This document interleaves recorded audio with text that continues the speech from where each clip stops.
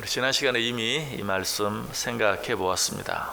어떤 내용 생각했습니까? 다윗이 그 많은 어려움 가운데서 자기를 구원해 달라고 하나님께 기도한 것이 아니라 나를 위로해 달라라고 하나님께 기도하는 기도의 내용 생각해 보았습니다. 21절에 나와 있죠. 나를 더욱 창대하게 하시고 돌이키사 나를 위로하소서. 다윗이 그 많은 어려움 가운데서 자기를 구원해 달라고 기도하지 아니하고 위로해 달라고 기도할 수 있었던 이유가 무엇일까요? 그것은 지금 내가 당하는 어려움이 제 아무리 크다 할지라도 하나님이 나를 위로해 주시기만 하면, 내게 하나님의 위로가 있기만 하면 나는 그 모든 어려움을 능히 이겨낼 수 있다라는 확신이 있었기 때문에 그 어려움 가운데서, 이 어려움 가운데서 나를 피하게 해주세요, 이 어려움 가운데서 나를 구원해 주세요 라는 기도 대신 하나님 나를 위로해 주옵소서라고 기도한 것입니다. 실제로 우리는 하나님의 위로가 있다면 모든 것들을 이길 수 있고 모든 것들을 견딜 수 있어요. 고린도후서 1장 6절에 말합니다. 이 위로가 너희 속에 역사하여 우리가 받는 것 같은 고난을 너희도 견디게 하느니라. 하나님의 위로는 우리로 하여금 모든 것을 견디게 하고 모든 것을 이기게 해요. 왜 그렇죠? 이미 말씀드렸죠. 하나님은 우리를 창조하신 분이라고 그랬어요. 만드신 분이에요. 그래서 우리 체질을 너무 잘 알아요. 여러분, 어떤 의사가 우리 병을 잘 치료합니까? 내 체질을 잘 아는 의사가 나를 잘 치료할 수 있죠. 하나님은 우리를 창조하셔서 우리의 체질을 잘 아시는 분이에요. 그래서 그분이 우리를 위로하면 어떤 어려움, 어떤 아픔, 어떤 슬픔 가운데서도 우리가 능히 견뎌낼 수 있고 그 모든 일들을 우리가 능히 이길 수 있다. 자, 그런데 역시 우리가 지난 시간에 또 생각한 건 무엇이었습니까? 바로 이 하나님이 우리의 위로자가 되어 주신다는 사실.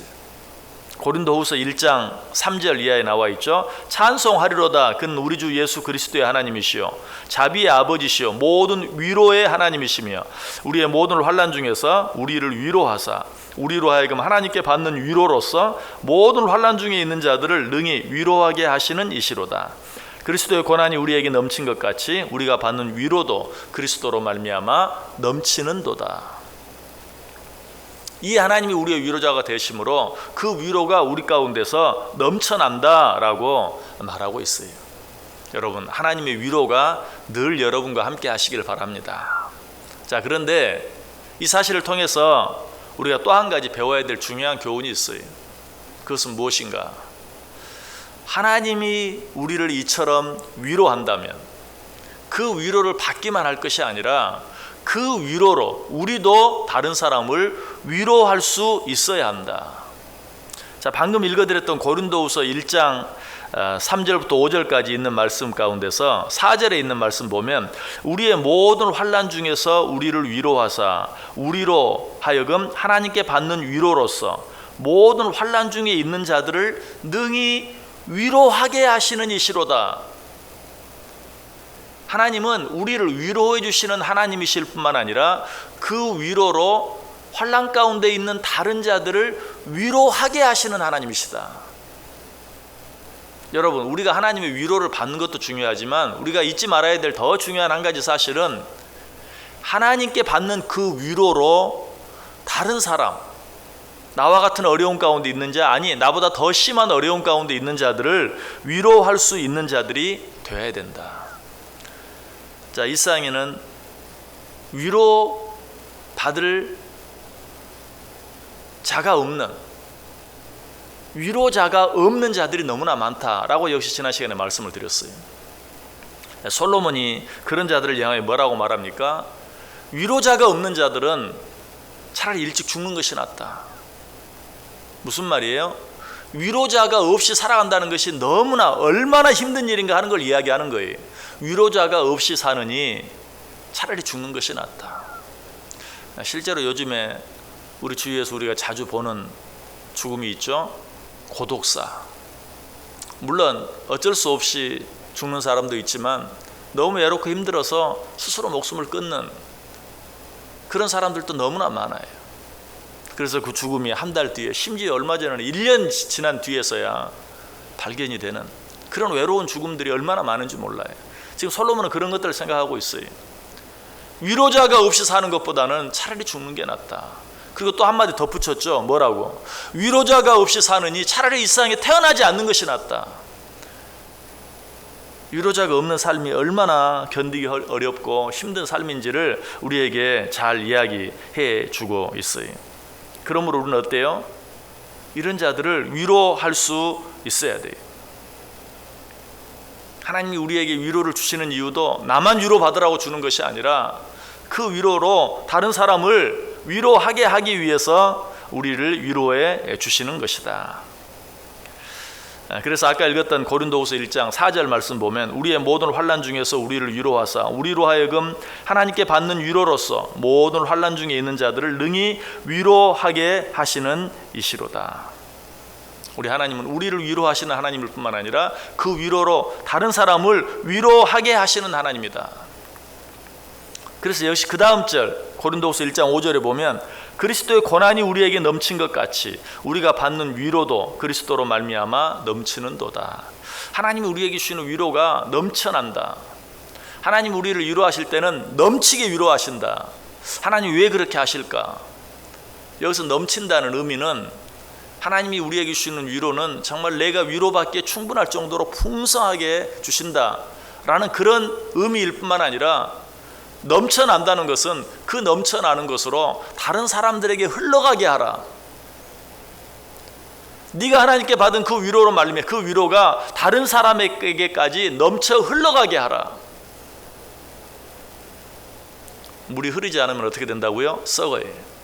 무엇이든지 그래요. 하나님께서 우리에게 주시는 것, 우리가 하나님께 받는 것, 그것이 은혜이든 그것이 축복이든 그것이 위로이든 다른 사람에게 넘쳐 흘러가지 아니하면 썩게 돼 있어요. 하나님 왜 우리에게 무엇을 주실 때 넘치게 주시는가? 나만 그 안에서 빠져 서우적거리라고 주시는 것이 아니라 그것을 다른 사람들에게까지 넘쳐나게 하기 위해서, 다른 사람들에게 흘러가게 하기 위해서 그러한 것들을 주시는 것이다. 그러므로 우리는 다른 사람들을 위로할 수 있어야 한다. 여러분, 우리가 어떻게 다른 사람을 위로할 수 있을까요? 가장 먼저는 말로 위로할 수 있어요.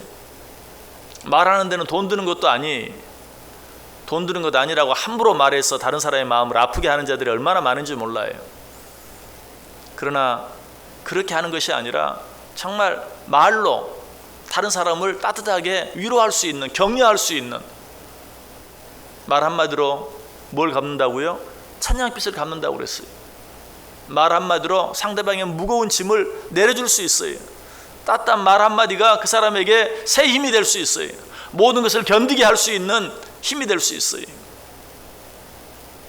다른 특별한 것 하지 못한다 할지라도 말 한마디로. 간디가 실제로 어려운 가운데 있는 한 사람을 향해서 어떤 영국의 한 식민지 마을을 지나가면서 아무 소망도 없이 퀭한 눈으로 앉아있는 한 할머니에게 다가가서 손수건을 내밀면서 그 눈에 흐르는 눈물을 닦아주며 이렇게 말했어요. 나는 더 많은 사람들의 눈물을 닦아주고 싶습니다. 그러나 나에게는 손이 모자랍니다. 라는 말 한마디를 했는데 그 할머니가 그 말에 얼마나 큰 위로를 받았는지, 그 뒤로는 그 눈에서 눈물 대신 늘 정말 누구도 이해할 수 없는, 알 수 없는 기쁨이, 웃음이 그 얼굴에 있었다라는 그런 기록이 있어요. 단순히 말 한마디 했을 뿐인데 그 말이 그에게 큰 위로가 되었어요. 아마 어쩌면 그렇게 힘들게 어렵게 앉아있는 그 사람에게 다가와서 말 한마디 건네주는 사람이 지금까지 단 한 사람도 없었을 거예요. 저는 간디가 한 그 말이 무슨 특별한 의미가 있어서가 아니라 다가와서 말 한마디 해주는 그 사람 때문에 그 할머니는 큰 위로를 받았던 것 같아요. 우리의 말 한마디가 누군가에게 큰 위로가 될 수 있어요. 큰 힘이 될 수 있어요. 큰 소망이 될 수 있어요. 그래서 사도 바울은 데살로니가전서 4장 18절에 그러므로 이러한 말로 서로 위로하라. 여러분, 말이 얼마나 중요한지 몰라요. 누구에게 뭐 갖다 주지 못해도 말 한마디로 찬양빛을 갚을 수 있어요. 말 한마디로 상대방을 크게 위로할 수 있어요. 또 한 가지 다른 사람을 위로할 수 있는 방법, 그 사람과 같이 있어 주는 거예요. 우리는 다른 사람들에게 무엇인가를 주어야 하고 나누어야 한다는 사실은 잘 알아요.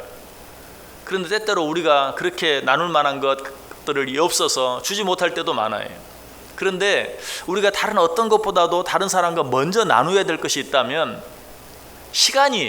내 시간을 나누어 주는 것, 어떤 사람과 함께 있어 주는 것, 잠깐만이라도 어떤 사람 옆에 앉아서 아까 간디처럼 이야기해 줄 수 있다면, 우리에게 구걸하는 어떤 사람에게 뭐 돈 1,000원, 5,000원, 10,000원짜리 하나 주는 것은 그래도 쉬운 일이에요. 그러나 그 사람 옆에서 그 사람과 5분 동안 이야기해 주는 일은 쉬운 일이 아닐 수 있어요.